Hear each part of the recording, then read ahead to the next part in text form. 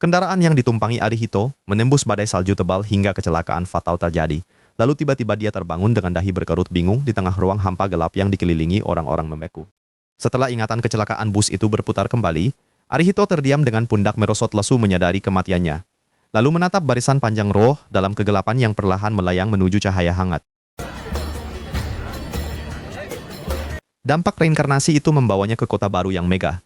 Hingga saat melangkah masuk ke dalam bangunan guild raksasa, matanya mendadak membelalak melihat wajah sangat familiar di antara kerumunan petualang.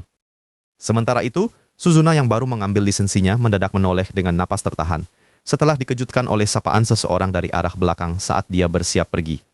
Rupanya, Elitia dengan wajah ragu menjelaskan kebutuhannya dan menunduk memohon bantuan agar Suzuna bergabung, walau aksi putus asa itu malah memicu cemohan keras dari dua pria di dekat mereka. Karena ajakan itu diterima, Elitia dengan wajah bahagia langsung heboh menarik pergi Suzuna. Lalu tepat setelah itu, Arihito menjawab panggilan resepsionis dan melangkah mendekati meja pendaftaran guild. Di meja itu, resepsionis bernama Luisa memperkenalkan diri dengan ramah, menjelaskan aturan dasar petualang secara detail. Sebelum akhirnya meminta Arihito menyodorkan kartu lisensi kosong miliknya untuk didata. Sambil menatap lembut, Luisa menjawab berbagai pertanyaan dan membeberkan bahwa tempat itu adalah Labyrinth Country, dunia baru di mana para jiwa yang bereinkarnasi harus berjuang hidup sebagai seorang seeker. Akibat rasa pusing hebat itu, Arihito memegang pelipisnya dengan wajah menderita, namun dia lekas tersenyum untuk meredakan kepanikan Luisa yang menatapnya penuh rasa khawatir. Namun di luar dugaan, Luisa malah tersenyum sambil menunjuk kotak kosong di kartu lisensi, memberikan kepastian bahwa Arihito bebas memilih kelas apapun hingga membuatnya terdiam keheranan. Pikiran Arihito melayang ke masa lalunya bersama Kyuka, atasan lamanya yang super menuntut, di mana dia selalu kelelahan di meja kerja akibat proyek tiada henti di lingkungan kantor yang mengerikan. Lamunan itu buyar saat Arihito terkejut melihat Kyuka berdiri tepat di depannya. Setelah saling menyapa dengan canggung, mereka menyadari bahwa mereka sama-sama bereinkarnasi di dunia ini. Namun, suasana berubah tegang ketika Kyuka menjelaskan serius tentang bahaya monster di labirin ini. Hal itu langsung membuat Arihito panik ketakutan membayangkan ancaman nyata di depan mata mereka. Di luar dugaan, wajah Kyuka memerah canggung saat meminta Arihito menjadi pendukungnya. Sebelum akhirnya dia berteriak panik membeberkan kelas barunya yang sangat kuat dan luar biasa. Setelah melihat kelas hebat itu, Arihito justru menolak ajakan tersebut demi mandiri, membuat mata Kyuka membelalak tidak percaya dengan penolakan berani dari mantan bawahannya itu. Akibatnya, Kyuka pergi dengan bahu tertunduk kecewa, sementara Arihito menghela napas lega sambil mendoakan keselamatannya dari kejauhan. Setelah urusan itu selesai, Luisa kembali memandu Arihito dan mulai menjelaskan dengan detail mengenai sistem poin kontribusi penting yang bisa didapatkan setelah mereka berhasil memburu para monster. Namun, keringat dingin Arihito langsung mengucur deras setelah Luisa memperingatkan bahwa penjelajah peringkat rendah akan hidup sangat menderita, bahkan harus tidur di kandang kuda yang kotor. Demi menghindari nasib buruk itu, Arihito memantapkan hati memilih kelas yang sangat dibutuhkan, namun berisiko tinggi. Lalu segera menuliskan kelas pendukung baris belakang pada buku statusnya. Seketika wajah Luisa memucat karena panik melihat deretan simbol kuno aneh yang tiba-tiba tercatat di buku status milik Arihito. Ternyata, kelas aneh tersebut sama sekali tidak dikenali oleh pihak asosiasi, membuat masa depan Arihito terancam suram karena kemungkinan besar tidak akan ada kelompok yang mau menerimanya. Melihat tubuh Arihito lemas bagai tersambar petir, Luisa yang merasa bersalah akhirnya memberikan kompensasi khusus berupa tiket pemanggilan tentara bayaran demi membantunya bertahan hidup di awal petualangan. Berbekal tiket tersebut di tangannya, Arihito tidak mau menyerah begitu saja dan memilih untuk langsung mengalokasikan poin pertamanya pada kemampuan pendukung pertahanan demi memaksimalkan perannya nanti. Sesampainya di kantor tentara bayaran, Arihito segera menyerahkan tiketnya kepada Leila dan meminta agar dicarikan seorang prajurit baris depan yang kuat untuk melindunginya selama di labirin. Namun, Leila menjelaskan bahwa satu-satunya pilihan yang tersisa saat ini hanyalah seorang demi-human lizardman perempuan tangguh yang memegang kelas rogue bersenjatakan tameng besar. Tanpa ragu lagi, Arihito langsung membuang keraguannya dan memutuskan secara resmi untuk merekrut Teresia sebagai rekan pertamanya demi membuktikan kehebatan sejati dari kemampuan pendukung baris belakangnya. Begitu proses rekrutmen selesai, Leila mulai menjelaskan nasib tragis demi human di tempat ini. Arihito mendengarkan dengan saksama tentang kenyataan pahit kutukan labirin yang bisa mengubah mantan manusia menjadi budak, sementara Teresia hanya tertunduk dalam keheningan. Saat Leila memalingkan wajahnya perlahan karena sedih, Arihito justru tersenyum hangat menyapanya. Dia langsung mengulurkan tangan tanpa ragu demi menjabat tangan Teresia sebagai rekan, meski gadis itu awalnya menatapnya dengan bingung. Setelah kesepakatan dibuat, mereka segera menyusuri jalanan kota untuk memulai misi perdana. Arihito melangkah dengan waspada sementara Teresia berjalan di belakangnya hingga gerbang labirin mulai terlihat saat mereka menaiki tangga kuil labirin yang megah. Arihito terkejut mendengar sapaan dari Ribold. Sambil memanggul kapak besarnya dengan santai, sang veteran tersenyum lebar menanyakan kesiapan mereka serta memberikan nasihat penting sebelum masuk. Seketika wajah Ribold berubah serius dan menatap tajam penuh peringatan tentang monster elit mematikan. Membuat wajah Arihito pucat menyadari ancaman maut, dia pun membungkuk berterima kasih sebelum bersiap melangkah masuk ke portal. Setelah melewati portal cahaya tadi, keindahan interior labirin langsung terungkap di hadapan mereka. Di sana, padang rumput hijau membentang luas dengan sungai biru mengalir tenang, membuat mereka terkesima saat berjalan melintasi semak rerumputan dekat struktur pintu masuk menjulang. Tapi kedamaian itu terusik saat seekor bola bulu menatap tajam ke arah mereka. Sementara Teresia bersiaga dari kejauhan, Arihito menggunakan perangkat pencari digital miliknya yang menampilkan data monster kecil itu guna menilai ancaman yang muncul. Seketika Cotton Ball berputar cepat dan meluncur ganas. Meski Teresia menghunuskan pedang pelindungnya, gelombang kejut serangan kuat itu sukses membuat Arihito terhempas ke tanah. Akibat gempuran monster mematikan yang bertubi-tubi, Teresia terpaksa menahan serangan sendirian sambil meneriakkan perintah mundur segera. Sayangnya, luka gores merah terus bermunculan di kulitnya hingga bar darah menurun drastis, membuat kesehatan Teresia sangat kritis. Setelah melihat rekannya terluka, Arihito langsung menggertakkan giginya menahan frustrasi. Sambil menelusuri menu dengan panik, dia akhirnya menemukan kemampuan pendukung pertahanan, lalu merentangkan tangan mengaktifkan sihir tepat saat Teresia menendang untuk ciptakan jarak. Begitu dia memilih ikon sihir perlindungan, sebuah barikade heksagonal menahan serangan monster tersebut. Setelah tendangan Teresia mendorongnya mundur, Teresia pun terkejut mendapat perlindungan instan itu, sementara Arihito langsung membidik fokus dengan ketapelnya. Berkat serangan pamungkas tadi, monster itu langsung hancur hingga partikel cahaya memenuhi udara. Namun, Arihito menyadari kesalahannya melepas sihir saat melihat tubuh Teresia penuh cakaran dan luka gores merah memprihatinkan, membuatnya bergegas menghampiri dengan cemas. Sambil memegang bahu rekan bertarungnya, Arihito dengan tulus mengakui kenaifannya menyepelekan labirin selama ini. Tapi dari situ, wajahnya berubah teguh berkomitmen dan senyum tulus penuh apresiasi terpancar dari Teresia saat ikatan kepercayaan mereka mulai terbentuk erat. Mendadak teriakan minta tolong bergema kencang. Saat mendaki bukit, Arihito melihat Kyuka sedang terdesak maut, memegang tombaknya, memaksa mereka langsung meluncur turun ke pertempuran. Setelah meluncur turun dari lereng curam untuk membantu, Kyuka tiba-tiba menyuruhnya lari sementara dia sendiri bersiap menantang Redface yang muncul penuh amarah sendirian demi menyelamatkan bawahannya itu. Tanpa disangka, Redface justru menyerap serangan petir Kyuka, lalu menggelinding ganas untuk membalas, membuat Arihito langsung menyadari bahaya maut saat tubuh wanita itu menahan benturan yang sangat keras. Napas Arihito langsung tercekat saat melihat Kyuka terlempar jatuh, apalagi sihir pelindung yang dicoba dirapal ulang malah nyasar melindungi Teresia karena sang mantan atasan belum terdaftar di partinya. Pikiran Arihito melayang ke masa lalunya ketika melihat Kyuka terkapar parah, membuatnya mengepalkan tangan geram karena menyesal tidak merekrut wanita itu lebih cepat. Lamunan itu buyar saat Kyuka menyuruhnya kabur. Namun dengan tatapan serius membara, Arihito menolak mundur dan memilih mengecek skill ofensifnya untuk mengambil alih pertarungan mematikan ini. Begitu melihat Redface menampakkan gigi tajam bersiap menerkam, Arihito langsung membidik dengan ketapelnya dan berteriak lantang memberi aba-aba agar Teresia segera melesat maju menghadang monster buas tersebut. Berkat buff itu, tebasan Teresia membuat Redface terpental, menabrak batu hingga hancur berkeping-keping, membuat Arihito bernapas lega dan langsung berlari mengecek kondisi mantan bosnya.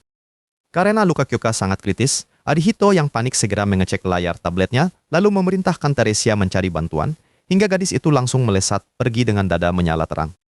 Sambil menunggu, senyum Arihito mereka saat melihat notifikasi skill penyembuhan dari poin naik levelnya, lalu ia perlahan memeluk dan mengangkat tubuh Kyuka yang bersandar lemah menahan sakit. Supaya bisa disembuhkan, Kyuka terpaksa menyetujui syarat bergabung ke partinya.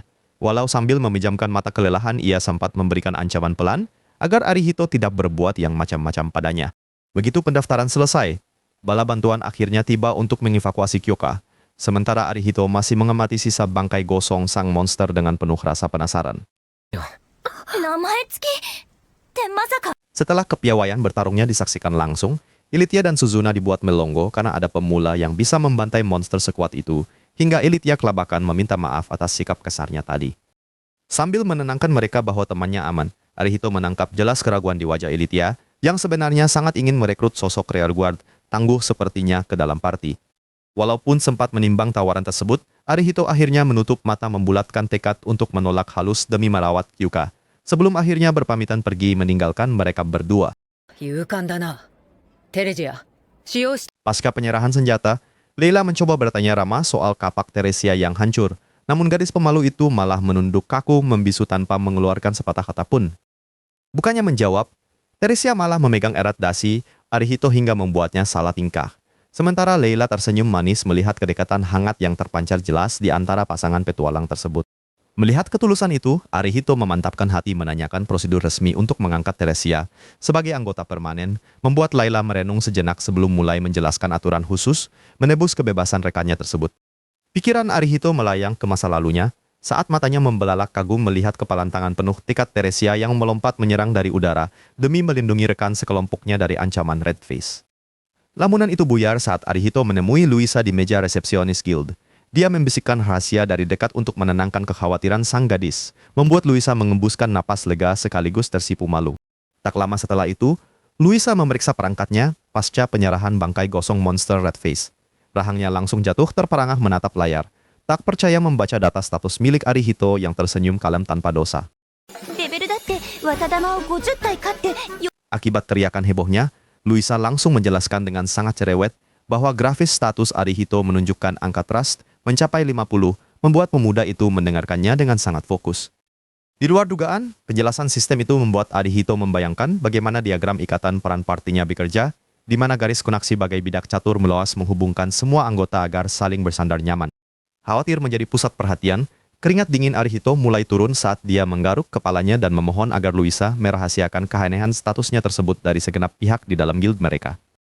Setelah menyetujuinya, Luisa membawa kabar gembira bahwa berkat ranking party yang melesat naik, mereka berhak atas kamar suite di penginapan mewah, sekaligus memberikan info penting mengenai kondisi Hyuka. Mendengar kabar baik itu, Arihito melangkah masuk ke ruang perawatan demi menjenguk Hyuka. Senyum hangat langsung terpancar dari sang pasien yang sempat melirik pintu dengan penuh harap cemas.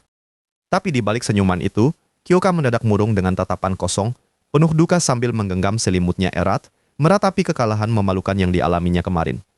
Melihat keterpurukan itu, Arihito segera menghibur dengan senyuman tulus, serta merta memuji aksi heroik tombak Hyuka yang luar biasa berani, membuat mata mantan bosnya itu seketika membelalak lebar. Akibat keharuan yang mendalam itu, Arihito langsung memanfaatkan momen untuk mengajak Hyuka bergabung ke partinya, membuat gadis itu membuang muka demi menahan malu dengan pipi merona merah. Tanpa pikir panjang, Hyuka mengangguk mantap setuju, namun memohon dengan wajah merona agar Arihito berhenti memanggil dirinya dengan sebutan bos atau atasan lagi. Setelah Arihito menyepakati usulan nama barunya, rona kebahagiaan sejati langsung terpancar dari wajah Hyuka yang tertawa kecil kegirangan karena lamarannya untuk menjadi rekan seperjuangan resmi diterima. Beberapa hari setelah pulih, Arihito dan Hyuka menikmati jalan santai berdua, melangkahkan kaki beriringan sembari mengobrol riang tanpa beban di tengah hiruk-pikuk kota labirin yang damai. Di tengah perjalanan, Arihito menunjuk sebuah butik pakaian yang estetik. Hyuka pun terlihat sangat bersemangat hingga langsung mencoba sebuah gaun hijau cantik dan memandangi pantulannya di cermin toko.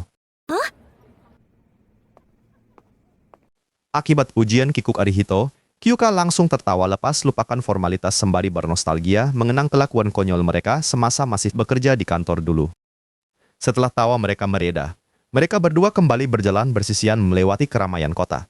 Dengan wajah memerah tersipu malu, Hyuka melangkah pelan di samping Arihito yang membawakan semua barang belanjaannya. Sambil mendekap erat tombak barunya penuh nyali, senyuman mantap kini terukir di wajah Hyuka. Di balik jalinan ikatan yang kian erat ini, rintangan berbahaya baru saja menanti petualangan mereka ke depan. Menghadapi rintangan tersebut, Hyuka akhirnya meminta maaf atas sikap kerasnya di masa lalu, sementara Arihito dengan hangat menyambutnya demi meresmikan ikatan tim baru mereka. Nggak lama setelah itu, langkah kaki Arihito terhenti ketika tidak sengaja menguping obrolan miring para petualang lain tentang Ilitya yang kabarnya suka memanfaatkan para pemula. Meninggalkan keramaian, malam harinya di penginapan, Hyuka dengan wajah memerah memohon agar Arihito tidak menghadap ke arah dirinya, selama mereka tidur di kamar yang sama. Akibat kecanggungan itu, Arihito terkejut mendapati formasi tidur mereka justru memicu skill pendukungnya secara harfiah, membuatnya langsung lari keluar kamar malam itu. Keesokan harinya, mereka bertiga memutuskan untuk memperkuat pertahanan dengan membeli shawl baru, perisai tahan api untuk Teresia, serta ketapel khusus bagi Arihito sebelum bertualang. Begitu masuk labirin, kombinasi formasi tempur mereka terbukti sangat mematikan karena efek pelindung dari Arihito membuat Teresia dan Kyuka bisa menyerang dengan sangat agresif. Setelah aksi hebat itu, Arihito memilih bersikap realistis dengan memutuskan mundur demi keselamatan timnya, alih-alih nekat memburu monster tingkat tinggi demi merekrut Teresia secara terburu-buru. Namun rencana damai mereka seketika buyar saat mendengar teriakan minta tolong yang membuat Arihito langsung memimpin timnya menerobos portal demi menyelamatkan korban di area berbahaya. Di sana, terlihat Elythia sedang berjuang sendirian dengan mengerahkan seluruh tenaganya untuk melindungi rekannya yang ketakutan dari serbuan kawanan monster serta ork raksasa. Melihat situasi kritis tersebut, Arihito segera melepaskan tembakan api pelindung untuk mengacaukan kawanan lebah beracun di udara sekaligus memberi ruang gerak bagi rekan-rekannya. Setelah dari tembakan api itu dimanfaatkan dengan sempurna oleh Teresia yang melompat lincah menebas lawan di udara. Disusul terjangan maut dengan aliran listrik dari Kyuka.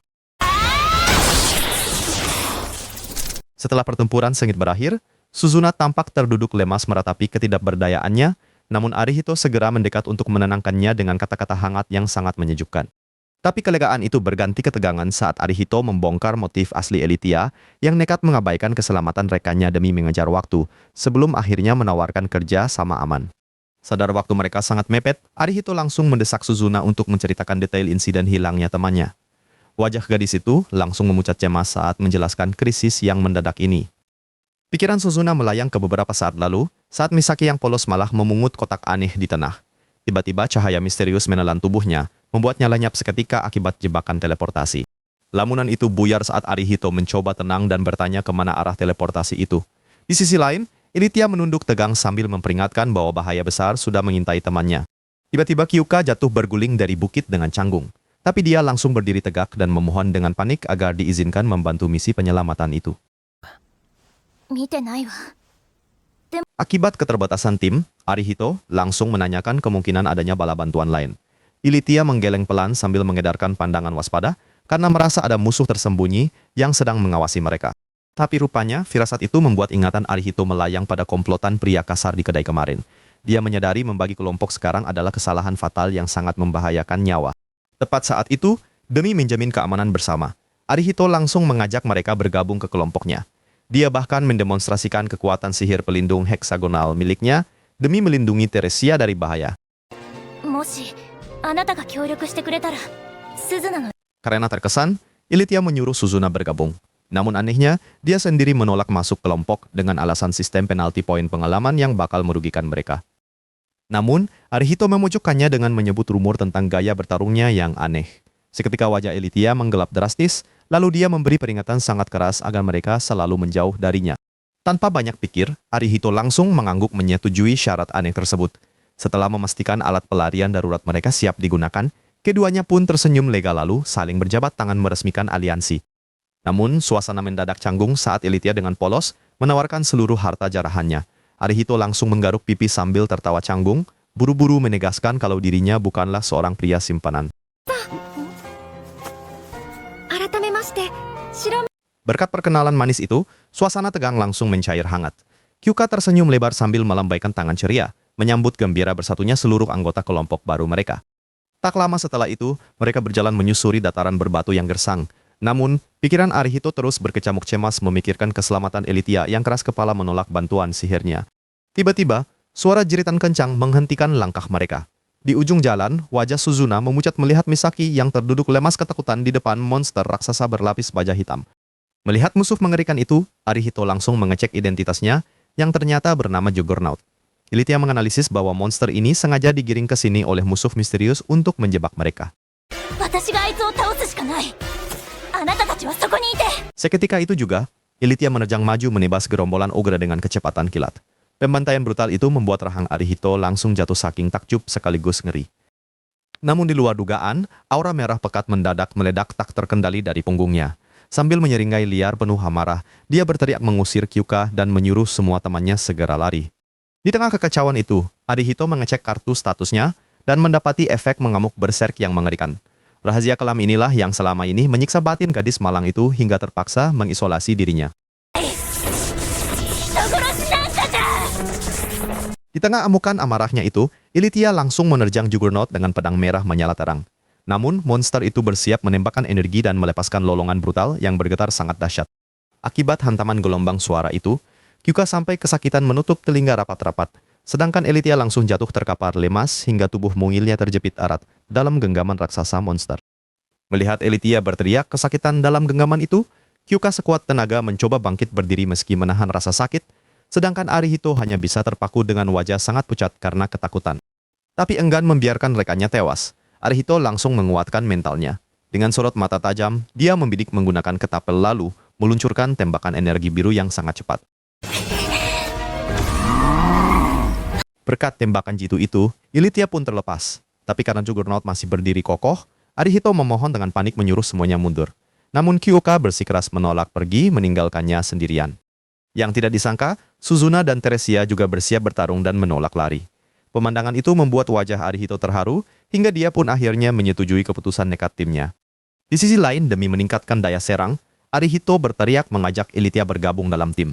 Ilithia sempat terdiam mendengar permohonan itu sebelum akhirnya Kyuka ikut membujuknya dengan mantap. Begitu notifikasi Ilithia masuk tim muncul, Arihito langsung lega. Dia segera meneriakkan komando sambil mengaktifkan semua penguat sihir untuk melipat gandakan daya serangannya. Karena tebasan bertenaga raksasa itu, monster Juggernaut seketika hancur menjadi abu saat Ilithia mendarat dengan lelah. Melihat kemenangan itu, Kyuka dan Suzuna langsung bersorak kegirangan penuh kelegaan. Tapi kegembiraan itu seketika sirna saat Arihito menyadari kehadiran enemy archer di atas tebing. Dengan wajah tegang, dia langsung memperingatkan tim untuk tetap waspada menghadapi kemungkinan serangan susulan. Tepat saat enemy archer membidik dan menembakkan panah raksasanya, Kyuka langsung memutar tombaknya demi menangkis serangan tersebut, sebelum merapal sihir hingga petir dahsyat menyambar habis komplotan musuh di tebing. Tanpa membuang waktu, Teresia melompat ke atas tebing dan menghantam enemy archer dengan tendangan keras hingga jatuh terpelanting, lalu mengepalkan tangannya merayakan kemenangan mutlak mereka. Setelah ancaman benar-benar reda, Arihito segera menghampiri Ilithia yang tertunduk lelah. Dia mengaktifkan alat sihir untuk memancarkan cahaya pemulihan, membuat gadis itu tersenyum setelah tenaganya terisi kembali. Di tengah suasana lega itu, Misaki akhirnya perlahan siuman dengan wajah bingung. Suzuna pun langsung menatapnya dengan haru sembari memberikan senyuman hangat untuk menenangkan temannya yang masih kebingungan. Sementara itu, tangis Misaki langsung pecah sambil memeluk erat Suzuna karena sangat bersyukur bisa selamat. Pemandangan emosional tersebut membuat Ilithia tersentuh hingga ia menunduk meminta maaf dengan tulus. Tapi kejutan belum usai. Ketika Arihito mendekati jasad monster, sebuah kotak hitam misterius mendadak muncul di hadapannya, memicu rasa penasaran yang sangat besar. Namun, Ilithia dengan wajah serius langsung memperingatkan adanya jebakan mematikan pada peti tersebut. Mendengar bahaya itu, Arihito mengangguk setuju untuk menahan diri dan menyimpannya dengan aman. Setelah ketegangan mereda, Misaki menghampiri Arihito untuk berterima kasih, namun sedetik kemudian dia merengek kelaparan dengan mata berbinar-binar, membuat sang penyelamat langsung terdiam syok, kebingungan melihat kelakuannya. Mendengar keluhan perut lapar itu, ketegangan langsung mencair saat mereka sepakat mencari makan malam bersama, tak lupa mengajak Teresia yang tertunduk lesu agar ikut bergabung dalam keceriaan itu. Suasana tim seketika menghangat saat Misaki gemas membelai Teresia, membuat Kyuka tersenyum lega sementara Arihito memandang dengan kelembutan hangat karena gadis pemalu itu kini diterima sepenuhnya. Tak lama setelah momen hangat itu, Arihito menyerahkan laporan misi mereka ke markas serikat, yang langsung membuat wajah Luisa memucat karena syok melihat laporan kematian bos langka Juggernaut. Karena informasi ini sangat sensitif, Luisa bergegas membawa mereka ke ruangan tertutup yang sepi. Sambil menyajikan teh hangat, ia mulai membeberkan rekam jejak pembantaian berdarah dingin dari monster mengerikan itu. Pikiran Luisa melayang ke masa lalunya tentang pembantaian sadis para petualang, hingga ketajaman deduksi Arihito berhasil membongkar taktik kotor kelompok pengkhianat yang sengaja mengorbankan rekan mereka demi kabur. Lamunan itu buyar saat Arihito menanyakan sistem hukum di negara tanpa raja ini. Lalu Luisa menjelaskan tentang dominasi kekuasaan yang kini dipegang erat oleh pihak serikat dan katedral. Lebih mengejutkan lagi, Luisa memaparkan peta skema labirin luas yang ternyata saling terkoneksi secara gaib hingga menembus berbagai dimensi asing, membuat Arihito mengangguk paham akan beratnya tanggung jawab mereka. Setelah urusan usai, Luisa segera membuka log resmi untuk menghitung akumulasi poin kelompok tersebut. Seketika rahangnya hampir jatuh melihat lonjakan angka yang membengkak secara drastis dari batas normal. Sambil menangis haru, Luisa mengumumkan bahwa peringkat tim mereka meroket tajam menembus kasta elite, membuat Arihito hanya bisa melongo kebingungan setengah mati. Tangisan haru itu seketika buyar saat Misaki mendadak menerobos pintu sambil merengek kelaparan, yang justru berujung pada undangan makan malam hangat untuk Luisa sebagai tanda terima kasih mereka. Sesampainya di kedai, suasana hangat berubah jadi perang dingin terselubung saat Kyuka dan Luisa saling berebut kursi demi bisa duduk tepat di sebelah Arihito yang mereka puja. Melihat itu, Misaki berniat menuangkan minuman, namun saat ditegur keras oleh Kyuka, ia langsung membalas lewat sindiran menusuk mengenai perbedaan usia mereka. Berhasil membekukan suasana lewat senyuman nakalnya. Gadis usil itu makin gencar mencecar Arihito mengenai tipe wanita idamannya, bahkan tanpa ragu menyeret nama Suzuna ke dalam obrolan tersebut. Beruntung bagi Arihito yang sudah berkeringat dingin, tumpukan nampan hidangan, lezat akhirnya tiba, dan membubarkan ketegangan tersebut, mengembalikan fokus mereka pada pesta makan malam yang penuh kegembiraan. Namun tepat saat gelas terangkat untuk bersulang, wajah Arihito mendadak serius demi menahan euforia itu sejenak, lalu mengumumkan niat mendesaknya untuk menemui Leila malam ini, juga demi membicarakan urusan penting. Arihito langsung angkat bicara dengan nada serius di tengah acara makan malam mereka, mengumumkan tekad bulatnya untuk menyembuhkan kutukan Teresia sepenuhnya, hingga membuat gadis itu menunduk terharu dengan mata berkaca-kaca. Mendengar rencana besar itu, Leonora mengonfirmasi bahwa kutukan tersebut memang bisa dipatahkan, membuat Arihito langsung berpikir keras sementara Kyuka mulai angkat bicara untuk memberikan dukungan moral. Hyuka kemudian membeberkan rute berbahaya menuju Katedral Suci, sebuah fakta yang langsung disetujui oleh Elitia, hingga membuat Teresia merasa bersalah karena telah merepotkan seluruh anggota timnya. Tapi di luar dugaan, Misaki langsung menyanggupinya dengan senyuman lebar, disusul Suzuna yang siap membantu demi membuktikan rasa solidaritas kuat tim mereka. Terharu melihat ketulusan rekan-rekannya, Elitia akhirnya mengungkap rahasia kelam bahwa pedang merah miliknya adalah senjata terkutuk yang mengontrol dirinya hingga membuat mata Arihito langsung membelalak kaget.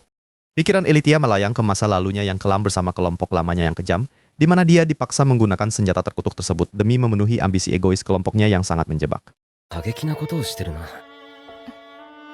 Lamunan itu buyar saat Elitia kembali menatap tajam komitmennya. Lalu bersama Arihito mereka membuat kesepakatan kuat untuk saling melindungi dan mematahkan kutukan yang membelenggu mereka berdua. Melihat kesepakatan tersebut, senyum lega langsung merekah di wajah Suzuna, mencairkan suasana tegang di antara mereka menjadi kehangatan yang membuat Teresia turut merasa sangat bahagia malam itu. Selama perjalanan pulang yang dikawal Arihito, para gadis mulai mengobrol riang bahkan saling meminta izin menggunakan nama panggilan akrab, membuat Elitia berkali-kali tersenyum manis dengan tulus. Setelah momen pendaftaran itu, Arihito tersenyum rendah hati saat menjelaskan usahanya mengumpulkan dana pendaftaran Teresia, sementara gadis itu mendengarkan dalam diam dengan tatapan yang sangat mendalam. Sambil menatap dengan sorot mata penuh harap, Leonora akhirnya menitipkan mimpi besarnya yang gagal diraih kepada Arihito, yakin bahwa pemuda tulus itu mampu menyelamatkan kaum demi-human di masa depan. Setelah kesepakatan emosional itu, Leonora menjabat tangan Arihito dengan penuh harapan, sebelum akhirnya sang pemuda melangkah bersama Teresia untuk berjalan pulang, menembus dinginnya malam sambil mengobrol santai. Di luar dugaan, Teresia yang biasa mengekor di belakang, kini memberanikan diri melangkah maju ke sampingnya, memicu senyum hangat Arihito saat mereka berjalan beriringan sejajar, diselingi candaan ringan. Tindakan manis itu dibalas senyum pengertian Arihito, membiarkan mereka menikmati momen damai dengan berjalan perlahan di bawah sinar rembulan yang membuat Teresia tersenyum bahagia.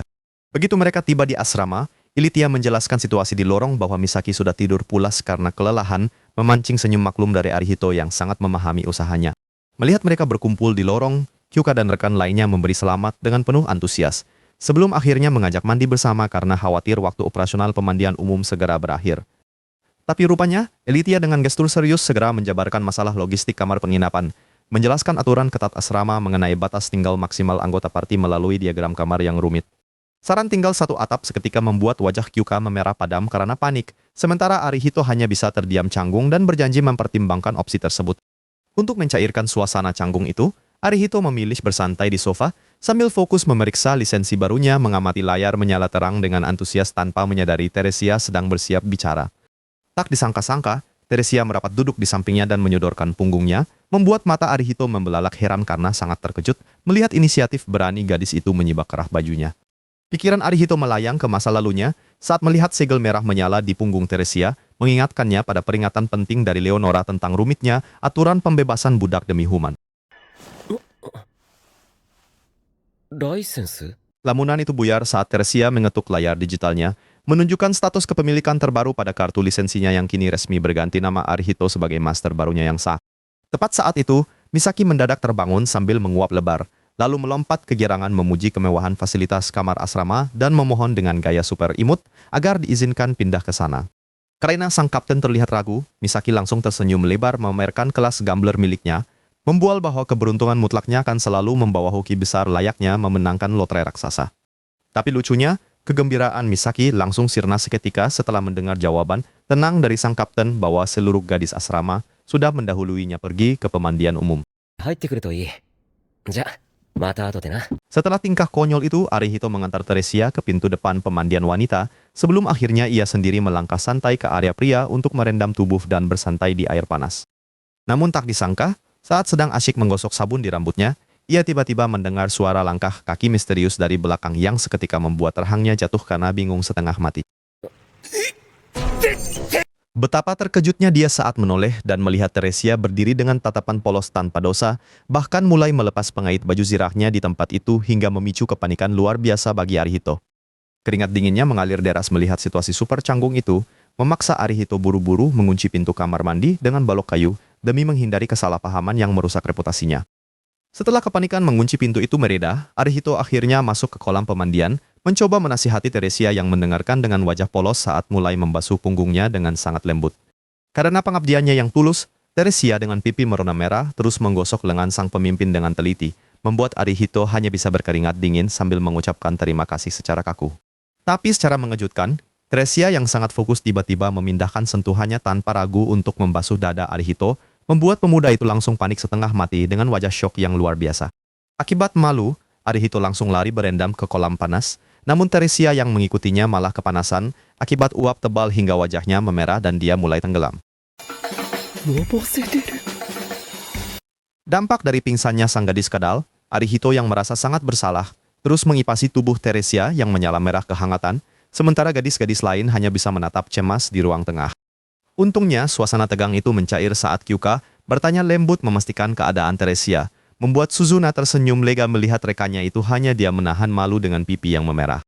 Setelah keadaan benar-benar kondusif, Misaki dengan ceria mengusulkan pembagian kasur malam itu lewat kertas undian adil, membuat seisi tim mengintip penuh harap hingga diakhiri senyum kelegaan bersama. Saat larut malam, Arihito mengaktifkan kemampuan mata elangnya untuk mengecek kemampuan barunya, ditemani oleh Teresia berkostum kelinci yang duduk setia meski dilarang berjaga. Tak lama setelah itu, efek kelelahan luar biasa akhirnya membuat mata merah menyala sang pemuda mengantuk berat, hingga dia tertidur lelap di sofa di bawah tatapan teduh Teresia. Di tengah kesunyian itu, langkah kaki mengendap-endap terdengar saat Kyuka yang salah tingkah dan Suzuna yang bingung malu mulai berbaris mengelilingi sofa dengan pipi memerah padam. Mereka semua menatap tak berkedip pada wajah damai Arihito yang tertidur, memicu senyum lembut Luiza sebelum Kyuka memberikan peringatan pelan agar mereka tidak bertindak terlalu jauh. Tapi godaan terlalu kuat, membuat Misaki menatap intens dan mulai meraba dada bidang sang ketua, disusul tangan nakal lainnya yang benar-benar tak bisa menahan diri. Dampak dari fantasi liar yang melompati batas kewajaran itu, Kyuka tiba-tiba tersadar dengan syok luar biasa, lalu segera memaksa seluruh gadis buru-buru meninggalkan ruangan karena merasa sangat bersalah. Di sisi lain, hanya Teresia yang tetap tinggal di dalam suasana malam sunyi itu, perlahan memberikan usapan lembut di pipi Arihito sambil mendekatkan wajahnya dengan penuh kasih. Ketika berkumpul di pagi hari, Arihito bertanya dengan polos tentang kejadian semalam yang langsung memicu bantahan gugup dari Kyuka sementara Misaki hanya tertawa kecil di sampingnya. Beralih ke tempat lain, mereka tiba di toko pemotong monster untuk mencairkan material Juggernaut raksasa, disambut hangat oleh pemilik toko yang membuat suasana menjadi sangat hidup. Di sana, Alicia yang awalnya sangat fokus memilah bagian material berharga langsung berbalik penuh kagum, memberikan senyum manis setelah mengetahui bahwa kelompok pemula ini berhasil menumbangkan bos legendaris tersebut. Berkat dukungan penuh dari mereka, Arihito dengan senyum lega menitipkan semua material itu, lalu memimpin timnya melangkah keluar dari toko dengan penuh semangat untuk menyambut petualangan baru yang menanti. Setelah melangkah pergi meninggalkan toko dan beristirahat semalaman, keesokan paginya pintu kamar perlahan terbuka secara rahasia. Para rekan gadisnya mengelilingi ranjang sambil tersenyum, hangat melihat sang pemimpin yang sedang terlelap. Rupanya rasa penasaran membuat mereka bertingkah impulsif hingga memberanikan diri menyentuh tangan dan dada Arihito. Wajah mereka langsung memerah panas tak terkendali karena kegirangan sendiri. Akibatnya, aksi mengendap-endap itu berakhir berantakan saat Arihito mendadak terbangun dan menatap bingung. Mereka pun terkejut panik, mencoba mengalihkan pandangan sambil tertawa kaku untuk menutupi kelakuan aneh itu. Beberapa saat kemudian, setelah suasana kembali normal, Misaki mulai berkhayal dengan mata berbinar-binar. Ia membayangkan betapa mewahnya penginapan baru yang akan menjadi markas masa depan mereka nanti.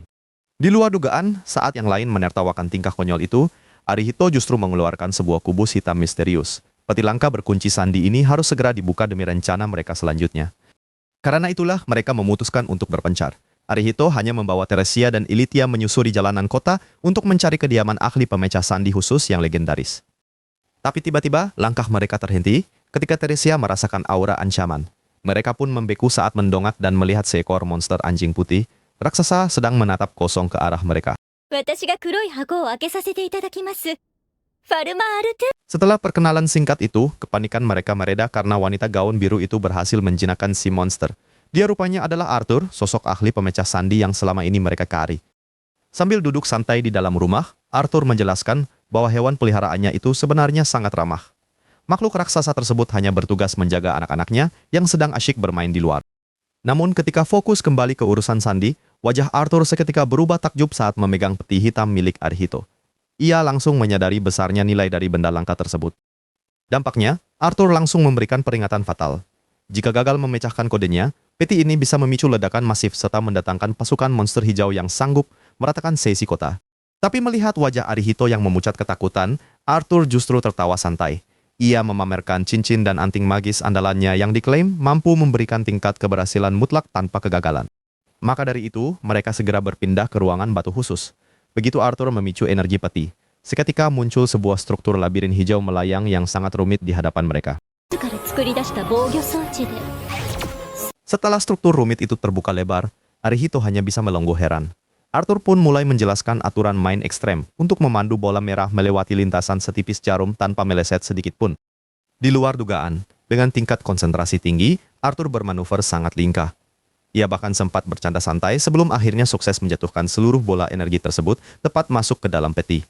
Akibatnya, seluruh sisa labirin energi itu langsung tersedot masuk ke dalam kubus. Ilitia dan Teresia menonton dengan takjub, sementara Arihito hanya bisa terpana melihat kehebatan manipulasi sihir tersebut. いい子ね。さあ。 Begitu mantra pembuka diucapkan, peti itu hancur dalam ledakan cahaya putih yang menyilaukan. Sinar terang benderang langsung melahap seluruh ruangan, memaksa mereka semua melindungi mata rapat-rapat. Tepat saat cahaya mulai menghilang, gunungan harta karun berupa emas melimpah ruah seketika tumpah ke lantai. Arihito sampai membeku tak percaya, sementara Arthur tersenyum puas melihat hasil kerjanya. Saking takjubnya melihat tumpukan harta itu, Arihito langsung melangkah maju karena penasaran. Matanya terpesona menatap sebuah pedang kunci magis legendaris yang menyembul dari balik tumpukan koin emas tersebut. Namun, Arthur buru-buru menahan mereka agar tidak menyentuhnya dulu. Ia harus memastikan senjata baru itu bebas dari sisa efek kutukan mematikan demi menjamin keselamatan seluruh anggota kelompok. Sementara itu, di luar ruangan, Misaki, Kyoka, dan Suzuna mulai didera rasa bosan. Sambil duduk gelisah, mereka pun mengisi waktu dengan menebak-nebak jenis perlengkapan perang baru yang didapatkan. Yang tak disangka, penantian mereka berakhir manis saat Arihito dan Teresia keluar mengenakan zirah baru. Penampilan tangguh mereka memicu sorak kekaguman, menandai lahirnya kekuatan baru yang siap diuji. Setelah puas memamerkan zirah barunya, Arihito langsung mencoba ketapel hitam legendaris yang didapat dari peti langka tadi. Dengan antusias, Teresia pun menunjukkan letak slot batu ajaib sambil menjelaskan keunggulan magisnya yang luar biasa. Tak cuma itu, Arihito juga mengenakan sepasang sarung tangan hitam pekat agar jari-jarinya lebih fleksibel saat memberikan dukungan pertahanan. Sementara Ilitia memamerkan sepatu bunglon barunya yang langsung membuat mata Misaki terbelalak saking herannya. ねえ、ところで強化は？ Setelah keributan soal sepatu mereda, perhatian mereka teralih pada Kyoka yang sejak tadi mengintip malu-malu di balik pintu. Saat melangkah keluar, wajahnya memerah padam karena zirah putih barunya ternyata didesain sangat terbuka lebar. Meski Ilitia buru-buru memuji status pertahanannya yang sangat tinggi, Kyoka tetap saja salah tingkah sambil terus menutupi bagian dadanya yang terbuka. Untuk mengalihkan rasa risihnya, Kyoka langsung menawarkan sebuah sabuk sutra merah legendaris kepada Suzuna.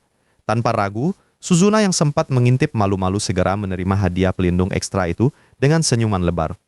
Pikiran Suzuna melayang ke masa lalunya saat ia masih bekerja sebagai seorang miko penjaga kuil tradisional. Sambil menyapu halaman kuil, aura suci sabuk itu terasa sangat cocok dengan spiritualitas selamanya. Lamunan itu buyar saat Suzuna memeriksa lisensi pencarinya dan melaporkan bahwa tingkat kontribusi mereka melonjak drastis. Berita kenaikan level masal ini disambut senyum lega Arihito serta sorakan gembira seluruh anggota tim. Dipicu usulan Misaki, mereka langsung melangkah mantap menuju wilayah Padang Fajar demi menguji kekuatan zirah baru di bawah langit biru yang sangat cerah. Begitu memasuki padang rumput hijau, langkah mereka langsung terhenti oleh sekawanan monster bola kapas yang mendadak memantul menyerang. Tanpa panik, Arihito segera berteriak lantang memberikan komando siaga penuh. Sesuai instruksi cepat Arihito, Misaki langsung berlari kencang sambil melempar dadu besi andalannya. Tak disangka, hantaman keras senjata itu membuat monster-monster tersebut langsung lenyap seketika menjadi debu. Sayangnya, kegembiraan itu langsung sirna saat tanah mendadak bergetar hebat akibat pijakan kaki ogre raksasa.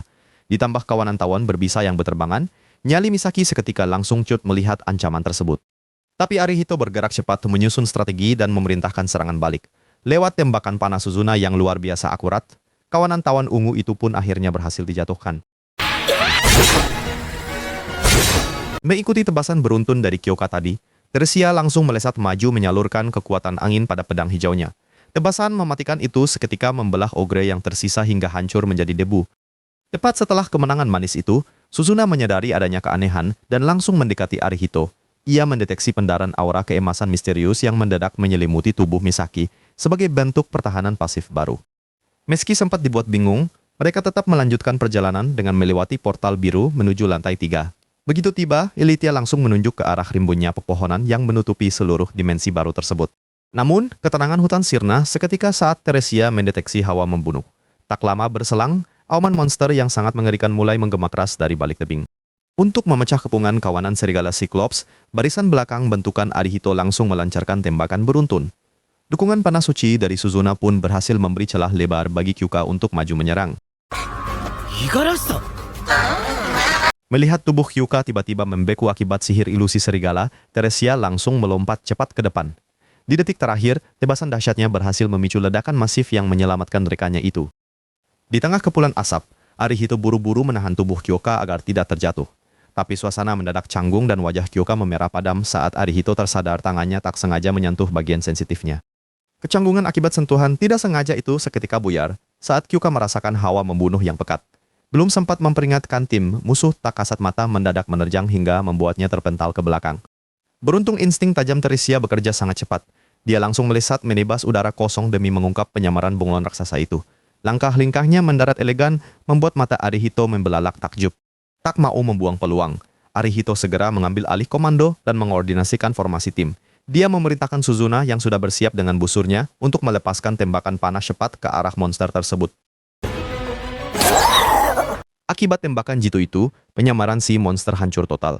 Kyoka langsung melompat dari udara dan menebaskan pedang merahnya hingga membuat lawan langsung terkapar tak bernyawa. Begitu ancaman reda, Arihito melangkah mendekat untuk memastikan kondisi Kyoka. Namun, tatapan mata mereka justru membangkitkan kembali ingatan sentuhan memalukan tadi, hingga membuat wajah Kyoka memerah padam karena malu. Sambil beristirahat di tengah hutan, Kyoka menjelaskan bahwa serangan monster tadi sempat membuatnya mati rasa. Dia baru menyadari bahwa teriakan lantang Arihito lah yang menyelamatkannya dari efek kelumpuhan itu. Arihito menduga hal itu terjadi berkat efek skill pasifnya sebagai barisan belakang. Tapi sebelum obrolan berlanjut, Suzuna tiba-tiba mengangkat tangannya yang mendadak memancarkan pandaran cahaya misterius yang cukup terang. Kehebohan bertambah saat tubuh Misaki juga mulai bersinar terang. Wajah mereka pucat pasi melihat fenomena ini, lalu buru-buru mengeluarkan kartu lisensi ajaib guna memeriksa perubahan status. Ternyata, bar moral mental mereka telah terisi penuh berkat dukungan tiada henti dari Arihito selama menjelajahi labirin. Kyoka pun memberikan pencerahan bahwa kerja keras sang ketua berhasil membangkitkan potensi tersembunyi tim. Karena terbukanya akses ke jurus pamungkas yang sangat langka ini, Kyoka mengusulkan untuk langsung mengujinya. Usul tersebut langsung disambut dengan lompatan girang dan antusiasme yang meledak-ledak dari Misaki. Setelah mendapatkan anggukan setuju dari Arihito, Suzuna dan Misaki langsung memasang kuda-kuda kokoh. Kedua gadis itu mulai memejamkan mata, memusatkan seluruh konsentrasi mereka untuk mengalirkan energi sihir yang meluap. Tanpa diduga, Pengaktifan sihir Fortune Roll dan Moon Reading secara bersamaan memicu resonansi magis dahsyat yang berpadu menciptakan gelombang energi suci luar biasa kuat. Akibat pilar kembar dahsyat yang membubung ke langit tadi, muncul ilusi rembulan palsu di siang bolong. Cahaya raksasa itu kemudian memantul kembali ke tanah, membentuk sebuah portal pusaran yang sangat memukau. Sayangnya, besarnya energi membuat tubuh Suzuna kaku membeku dengan mata menyala. Beruntung, Arihito sigap menyadarkannya kembali hingga gadis itu tersadar dan langsung meminta maaf. Setelah ketegangan itu mereda, Kyuka menunjuk ke arah jatuhnya pantulan cahaya di rumput. Walau sistem mencatat keberhasilan sihir, keanehan terjadi karena berkas sinar itu justru membidik sebuah objek janggal di tanah. Kyuka langsung mengenali batu berukir kuno itu sebagai portal pemindahan tingkat tinggi. Namun yang membuatnya heran, fasilitas langka dan berbahaya seperti ini seharusnya tidak mungkin berada di lantai labirin serendah ini. Saat Arihito masih ragu menimbang risiko, kecerobohan Misaki berbuah petaka. Sambil melompat kegirangan, gadis itu langsung menerjang masuk ke pusaran cahaya tanpa berpikir panjang. Hilangnya Misaki seketika memicu kepanikan rombongan. Demi keselamatan anggotanya, Arihito dengan tegas memutuskan untuk menyusul sendirian ke dalam portal, serta memerintahkan anggota lainnya untuk tetap bersiaga menunggu di luar. Namun, ketegasan sang ketua langsung ditolak mentah-mentah oleh kesetiaan Suzuna dan Kyuka yang menolak berpisah. Desakan kuat mereka akhirnya melunakkan hati Arihito untuk membawa seluruh tim masuk dengan menyiapkan gulungan pelarian. Tanpa ada keraguan lagi, kelima anggota yang tersisa serentak melangkah ke atas pelataran batu kuno itu. Seketika, pilar cahaya biru benderang membungkus dan menyedot seluruh eksistensi mereka ke dimensi lain. Begitu mendarat di lorong asing yang gelap, Misaki yang ketakutan langsung berlari memeluk Suzuna erat-erat sambil menangis lega karena tidak lagi sendirian di sana. Sayangnya, kegembiraan reuni mereka langsung sirna saat Arihito mendapati notifikasi kegagalan pada kartu statusnya. Sistem labirin aneh ini ternyata mengunci fungsi gulungan pelarian, menutup rapat satu-satunya rute jalan pulang mereka. Kini tanpa adanya pilihan untuk mundur, Arihito membuang jauh keraguannya demi melindungi rekan-rekannya. Dengan tekad yang bulat, sang ketua memimpin langkah mereka perlahan memasuki kegelapan lorong misterius tersebut. Saat mereka bersiap untuk melakukan teleportasi, cahaya putih menyelimuti tubuh seluruh anggota. Tanpa disangka, prosesnya gagal, membuat Misaki terjatuh karena panik sebelum akhirnya mereka tiba di lorong biru misterius, sementara Suzuna memperingatkan rekannya segera. Nggak lama setelah itu, suasana mencekam membuat Misaki meringkuk ketakutan di pilar sebelum berlari mendekat cepat. Sementara Suzuna menenangkan kepanikan Misaki, Arihito dengan raut wajah yang muram segera mengecek alat pendukung navigasi miliknya. Tapi rupanya jalan pulang sudah tertutup rapat. Dengan tatapan penuh tekad bulat, Arihito melangkah dengan sangat berani memimpin kelompok maju perlahan bersama, berjalan menyusuri lorong sepi hingga memasuki ruangan besar raksasa. Tepat saat itu, mereka dikejutkan oleh sosok golem raksasa bersayap yang berdiri diam menjaga gerbang berukir misterius rahasia. Menatap sosok di atas, Arihito menunjukkan tatapan sangat serius sembari menilai rintangan di depan mereka. Karena curiga, mata biru Suzuna bersinar saat layar deteksi roh muncul. Setelah Arihito memastikan skill deteksi aktif, Suzuna menjelaskan temuan aneh dari tampilan detail sistem deteksi tersebut. Setelah melihat kengerian itu, Arihito menganalisis musuh mematikan yang dihadapi. Walau golem raksasa tetap terdiam, Kyuka menyetujui tingkat bahaya tersebut hingga dicapai kesepakatan taktik kewaspadaan tim. Sementara, Elitia merencanakan sihir kombinasi. Sebelum bertarung, Arihito mengecek pilihan skill antar muka lalu memberikan instruksi posisi. Saat Elitia menunduk merasa ragu, Arihito melempar senyum penuh keyakinan pemimpin hingga akhirnya, Elitia tersenyum lega kembali. Begitu persiapan selesai, tim serentak menarik senjata dan Arihito memberikan komando mulai. Hentakan keras kaki golem seketika terdengar saat Misaki mengecek status monster. Lalu muncul peringatan bos bahaya tinggi. Tanpa diduga, golem melesat maju buas mengandalkan kecepatan murni serangan musuh.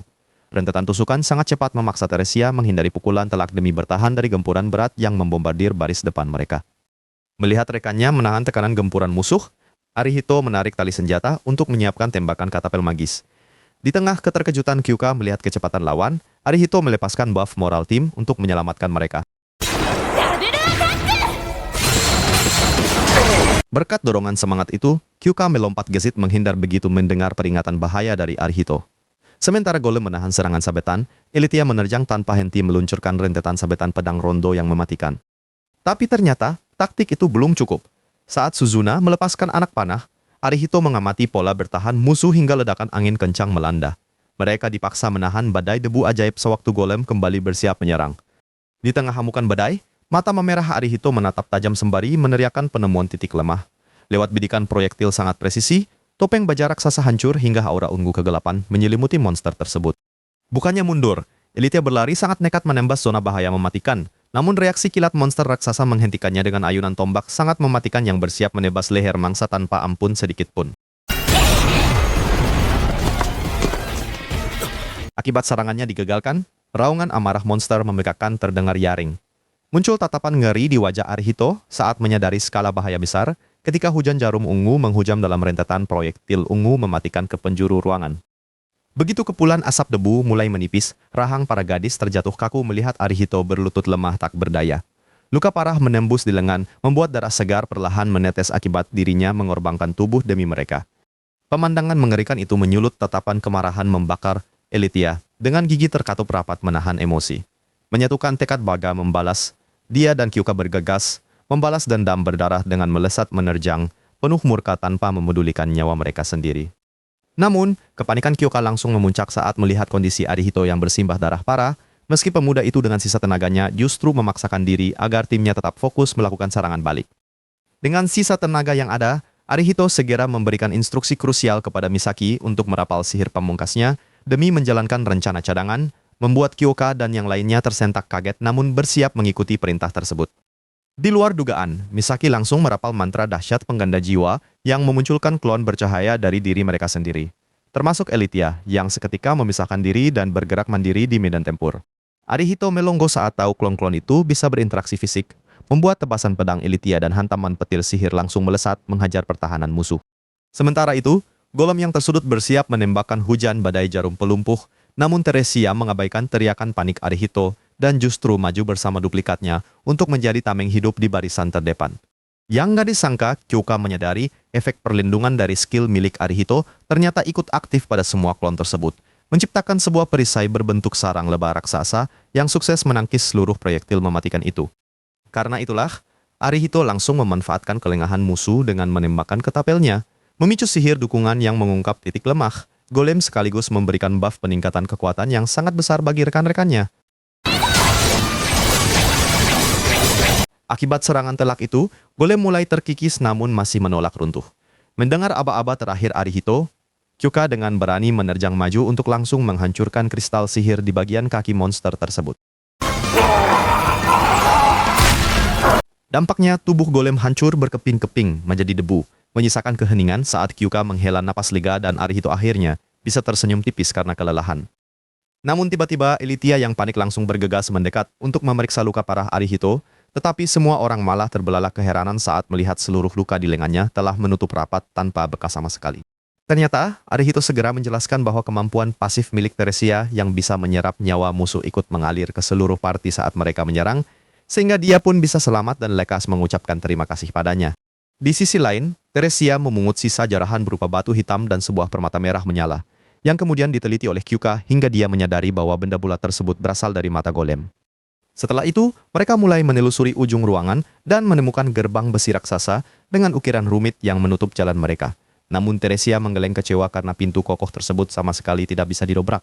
Tapi untungnya, kebingungan mereka sirna saat Kyuka menyadari adanya lubang kunci bulat di atas gerbang, dan berspekulasi kalau permata merah milik mereka merupakan kunci pas untuk membuka mekanisme kuno itu. Makanya, Arihito segera mengangkat tubuh Teresia agar gadis itu bisa menjangkau celah yang tinggi. Dan begitu permata tersebut dimasukkan, pintu raksasa itu langsung bereaksi menyala terang lalu, bergeser terbuka perlahan. Sementara mereka melangkah waspada menyusuri lorong berpendar biru di baliknya, kejutan besar menanti di ujung jalan, ketika mereka melihat sebuah tabung kapsul futuristik bercahaya keemasan berdiri tegak di tengah ruangan. Saat tabung terbuka dengan desisan uap, mereka terbelak mendapati sosok Ariadne yang berambut hijau tertidur lelap di dalamnya, namun Misaki memastikan ia masih bernapas. Ketika Teresia menyelidiki dengan teliti, matanya menangkap adanya desain lubang kunci berbentuk aneh yang terukir di dada Ariadne, pemandangan ganjil yang seketika memicu serpihan ingatan lama di dalam kepala Arihito. Teringat kunci misterius pemberian Arthur, Arihito kini memantapkan tekad untuk segera membangunkan sang dewi tidur demi menguak rahasia labirin, karena hanya dialah harapan mereka untuk bisa pulang kembali ke bumi. Arihito langsung melangkah maju sambil menggenggam erat kunci pemberian Arthur. Ketika dia bersiap mencocokkannya ke dada Ariadne, Teresia menepuk lembut pundaknya demi memberikan ketenangan di tengah ketegangan itu. Tepat saat itu, rekan-rekannya ikut maju dan saling menumpangkan tangan di atas pundak sang kapten. Senyum hangat Kyuka seolah menegaskan bahwa mereka siap menghadapi konsekuensi apapun bersama-sama. 行くぞ。 Pikiran Ariadne melayang ke masa lalunya yang kelam, memperlihatkan kehancuran sebuah kota besar yang tenggelam dalam kobaran api membara, di mana seorang gadis kecil berdiri sendirian tanpa ada penolong. Lamunan itu buyar saat sosok Dewi tersebut terbangun dan menatap lurus ke arah penyelamatnya. Hebatnya, dia langsung mengenali Arihito sebagai sang penjaga belakang legendaris yang selama ini dia nantikan. Namun, sang Dewi tiba-tiba menundukkan kepalanya dalam-dalam dengan mata yang berkaca-kaca. Dia meminta maaf dengan tulus karena seluruh kekuatan sucinya kini telah habis terkuras tanpa sisa. Akibat sisa energi yang sangat tipis itu, terungkaplah sebuah kebenaran pahit bahwa Ariadne sebenarnya dibuang dan dicap sebagai produk gagal oleh penciptanya sendiri karena tidak memiliki elemen sihir. Mendengar kisah pilu tentang kesepian panjang sang Dewi, dada Kyoka dan Teresia seketika terasa sesak oleh rasa iba, membuat mereka tidak tega untuk meninggalkan gadis malang itu sendirian. Karena itu, Arihito langsung menawarkan perlindungan secara tulus. Meskipun Ariadne dengan panik memperingatkan bahwa tindakan nekat tersebut bakal memicu kemurkaan besar dari dewa-dewa musuh. 神集め。Akibat ancaman mengerikan tersebut, Ariadne dilingkupi keraguan mendalam dan merasa dirinya terlalu lemah serta tidak berdaya untuk melindungi kelompok Arihito dari angkernya dunia luar kelak di masa depan. Tapi rupanya gertakan para dewa musuh sama sekali tidak menyurutkan keberanian mereka, karena Misaki dan Kyuka justru dengan tegas menolak untuk mundur dari jalan berbahaya ini. Sambil mengukir senyum hangat di wajahnya, Arihito dengan mantap menegaskan komitmen seluruh anggota parti untuk menjadi pengikut setia hingga memicu bangkitnya sihir pemberkatan kuno dari sang dewi. 孫という形で手助けしよう。 Sebagai balasan atas ketulusan itu, Ariadne tersenyum sangat lega lalu segera merapal mantra kuno untuk menenun lorong cahaya pemindahan dimensi demi mengevakuasi keluarga barunya dari labirin maut. Sambil mengumpulkan sisa kekuatannya, Ariadne meyakinkan Misaki bahwa mereka pasti akan bertemu kembali kelak sesaat sebelum pilar cahaya biru yang menyilaukan menelan seluruh tubuh mereka tanpa sisa. Dalam sekejap, kegelapan labirin lenyap digantikan oleh hamparan padang rumput hijau, membuat Misaki langsung menghela napas lega karena berhasil lolos dari cengkeraman maut yang mengerikan. Namun rasa aman itu buyar ketika lutut Arihito tiba-tiba lemas akibat kelelahan ekstrem yang mendadak melanda tubuhnya. Beruntung Kyuka dengan sigap langsung menyambar tubuh lunglai sang kapten. Menyadari beban berat sang kapten, Teresia dengan lembut menarik kepala Arihito ke pangkuannya sambil mengusap rambutnya penuh kasih, memberikan tempat peristirahatan termanis demi mengakhiri perjuangan panjang mereka hari ini. Setelah menikmati momen tenang dan saling berterima kasih, tiba-tiba Luisa datang dengan panik meminta maaf, lalu menunjukkan tablet misi yang membuat Arihito kebingungan karena melihat kelompoknya mendadak meraih peringkat pertama. Luisa langsung memaparkan hasil eksplorasi dan menegaskan risiko tinggi labirin, menjelaskan bahwa poin mereka melonjak drastis karena berhasil kembali dengan selamat dari wilayah berbahaya yang sama sekali belum pernah terpetakan. 8番区序列1位となりました。 Saat sedang jalan santai menuju markas, Arihito memperhatikan sekeliling dan melihat keributan di depan, di mana seorang preman kasar tampak membentak serta mengintimidasi anak-anak asuhan Falma di pinggir jalan. Sambil memamerkan tato besarnya, preman itu berteriak marah menuduh anjing penjaga mereka merusak sepatunya, lalu tersenyum licik menuntut uang ganti rugi yang sangat besar. Sadar ini cuma kedok pemerasan, Arihito dengan tenang menghadapi preman yang mulai kebingungan itu, lalu membuka tabletnya untuk meminta izin meminjam kekuatan sang anjing demi menyelesaikan masalah ini. Tepat sebelum preman yang terus mengomel itu menyerang menggunakan pisau, Arihito dengan cepat mendaftarkan Chion ke kelompoknya, membuat anjing itu langsung berdiri siaga di sampingnya siap bertarung. Hebatnya, setelah serangan pisau berhasil ditangkis oleh penghalang sihir, Chion langsung mementalkan tubuh si preman dengan sangat keras hingga musuh berwajah syok itu tumbang tak sadarkan diri di jalanan. Tak berselang lama, Falma berlari mendekat lalu memeluk erat anak-anaknya dengan lega, sementara Arihito mengelus kepala Chion dan memberikan semua pujian atas aksi heroik anjing itu. Melihat Chion begitu akrab, bahkan saat Teresia memberanikan diri menyentuhnya, Falma tersenyum hangat dan menyarankan agar Arihito membawa anjing itu dalam misi penjelajahan berikutnya karena kekuatannya yang sangat berguna. Setelah mempertimbangkan usulan tersebut dengan matang, Arihito akhirnya menawarkan tangannya sebagai tanda setuju dan secara resmi mengajak Chion bergabung ke dalam kelompoknya, membuat anak-anak di sana langsung tersenyum lebar. シオン、いいよって言ってる。 Setelah urusan di jalan selesai, mereka bergegas menuju toko milik Rickerton, di mana Melissa langsung menyapa rombongan dan dengan sangat cepat membedah monster hasil buruan yang mereka bawa hari itu. Saat Arihito bertanya soal identifikasi barang, Rickerton justru menggelengkan kepala dengan suara bergetar lalu mengalihkan obrolan pada diskusi muram mengenai nasib tragis para demi-human. Namun di balik kisah sedih itu, Rickerton membisikkan rumor berharga tentang ramuan obat penawar yang konon bisa menghilangkan kutukan demi human, membuat Arihito seketika mengepalkan tangan dengan tekad yang sangat kuat. Rupanya info itu bukan omong kosong, karena Rickerton kemudian bercerita dengan mata berkaca-kaca bahwa mendiang istrinya, yang juga merupakan ibu Melissa, adalah salah satu korban tragis dari kutukan kejam tersebut. Rickerton melanjutkan ceritanya dengan wajah serius, mengungkapkan kecemasan mendalam tentang Melissa, sementara Arihito hanya bisa mengangguk paham dan menatap gadis itu dengan pandangan iba yang sangat mendalam. Mendengar kekhawatiran itu, Kyuka memperhatikan dengan lekat penuh kecemasan. Rickerton menatapnya sambil menghela napas lelah, sangat berharap putri satu-satunya itu bisa segera menemukan teman-teman baik yang tulus. そんなことない。すまない。 Tepat setelah keluh kesah itu selesai, Melissa memamerkan sebuah batu penyamaran yang menyala terang di tangannya. Gadis itu berpose bangga menunjukkan keberhasilannya, membuat Kyuka seketika terbelalak heran melihatnya. Karena teringat luka parah sang kapten, Melissa memaksa Arihito memakai item tersebut untuk perlindungan. Kyuka langsung menyetujui saran itu, membuat Arihito mulai memikirkan taktik barunya dengan serius.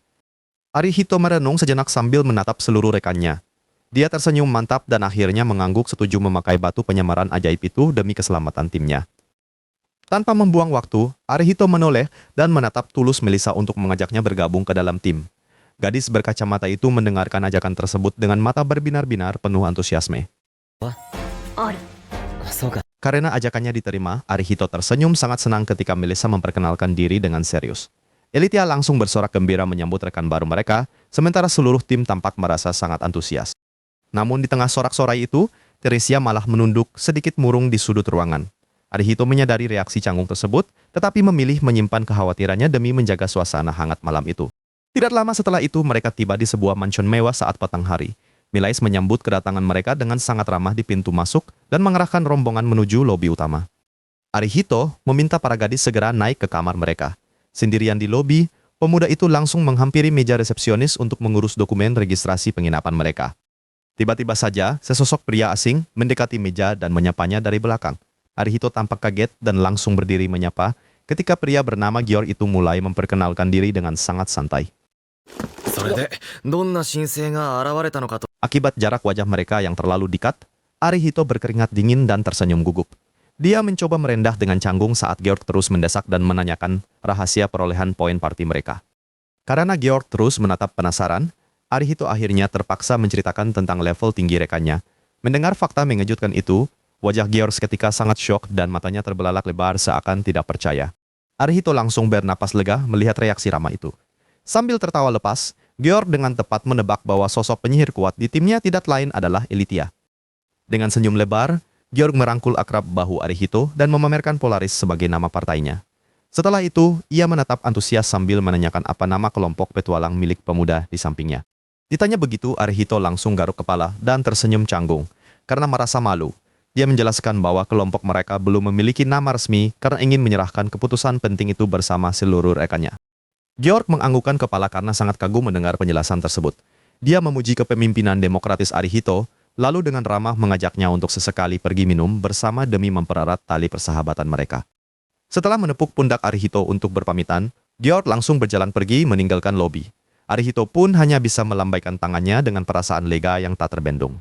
Tidak berselang lama, seluruh anggota tim akhirnya berkumpul di meja ruang makan mewah. Suasana hangat langsung menyelimuti saat Kyuka dan yang lainnya mulai menikmati hidangan sup kaldu berukuran raksasa.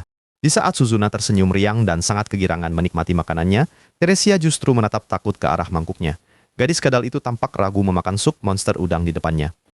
Melihat ketakutan itu, Misaki mencoba menenangkan Teresia sambil menyodorkan mangkuknya sendiri. Elitia memperhatikan mereka dengan tajam ketika Teresia mulai memakan sedikit sup itu, lalu berubah menjadi sangat ceria setelahnya. Tiba-tiba Elitia memarahi Misaki karena cara makannya. Keduanya pun langsung berdebat lucu mengenai tinggi badan mereka hingga membuat Elitia cemberut kesal dan membuang muka. Lucunya, Kyuka justru memergoki Elitia yang diam-diam menghindari sayuran di mangkuknya sendiri. Elitia tersipu malu sambil menunjukkan wajah kesal, sementara Kyuka hanya tersenyum usil melihat tingkah menggemaskan rekannya itu. Akibat rasa supnya yang ternyata sangat lezat, Teresia makan dengan sangat cepat dan langsung menyapu bersih isi mangkuknya. Suzuna hanya bisa terheran-heran melihat nafsu makan luar biasa itu, sementara Arihito tertawa canggung. Di tengah tawa itu, Elitia mengusulkan agar Teresia menggunakan tulisan untuk berkomunikasi. Suasana langsung berubah muram ketika Arihito menjelaskan dengan suara pelan bahwa gadis kadal malang itu sama sekali tidak bisa membaca. Mendengar kenyataan pahit itu, Suzuna langsung menunduk dengan wajah sangat murung. Menyadari kesedihan tersebut, Teresia dengan polosnya mencoba menyodorkan sesendok makanan untuk menghibur temannya, membuat Suzuna seketika terkejut melihat kebaikannya. Sambil tersenyum, Suzuna menolak halus suapan manis itu. Arihito pun langsung menasihati mereka untuk segera beristirahat demi mempersiapkan misi labirin berat yang menanti esok hari. Nggak lama setelah mereka bersiap-siap untuk beristirahat, pundak Misaki langsung layu dengan wajah yang mendung. Karena merasa levelnya masih sangat rendah dan tidak berguna, dia menatap Arihito dengan lesu dan mengusulkan untuk tinggal di rumah saja. Melihat temannya minder, Arihito buru-buru menggeser menu layar untuk menganalisis daftar skill milik gadis itu. Sambil tersenyum ramah, dia menjelaskan potensi besar skill keberuntungannya dan meminta Misaki bersabar menunggu satu level lagi. てくれるか？ 運が良くなる技能を伸ばした。 Setelah melihat Misaki kembali ceria, Suzuna langsung memberanikan diri mendekat dengan wajah memerah malu-malu. Dia menyodorkan menu skill miliknya dan meminta Arihito mengevaluasi kombinasi kemampuan Miko yang sedang dia pelajari. Arihito melarang keras Suzuna mengambil sihir pembersihan karena risiko tinggi kesurupan. Dia menyarankan untuk fokus memperbanyak jumlah panah tempur yang langsung didukung penuh oleh Chion. Ketika obrolan taktis selesai, Misaki teringat ukuran bak mandi penginapan mereka yang sempit. Agar lebih hemat waktu, dia mengusulkan untuk mandi berpasangan, membuat Kyoka langsung mengajak Teresia hingga gadis kadal itu membeku kaget. Rupanya penolakan bisu dari Teresia membuat sisi ruangan menyadari sesuatu yang mengejutkan. Menyadari gadis kadal itu hanya ingin mandi bersama sang ketua, mereka langsung memberikan tatapan menyudutkan hingga membuat wajah Teresia memerah padam. 敵はしますけど、アリストがどうしてもっていう。 Melihat keluguan Teresia, Kyuka yang merasa iba langsung bertindak tegas tanpa memedulikan rasa malu.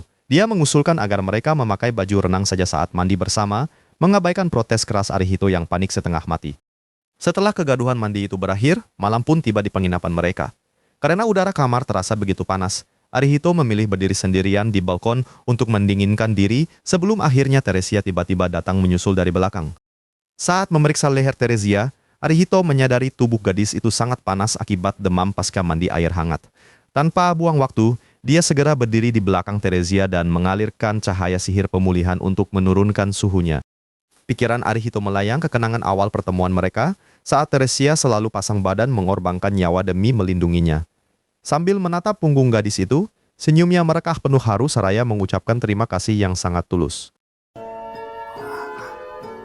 もう少しだ。 Lamunan itu buyar saat Teresia berbalik dan menatapnya dengan tenang. Melihat kesetiaan tanpa batas itu, Arihito langsung membalas tatapan matanya dengan penuh kesungguhan dan bersumpah akan mencari cara mengembalikan wujud manusianya kelak. Karena tak bisa bicara, Teresia perlahan menyentuh pipi Arihito sebagai tanda terima kasih. Sentuhan lembut itu membuat sang ketua terpana, sebelum akhirnya mereka saling tersenyum hangat penuh kasih.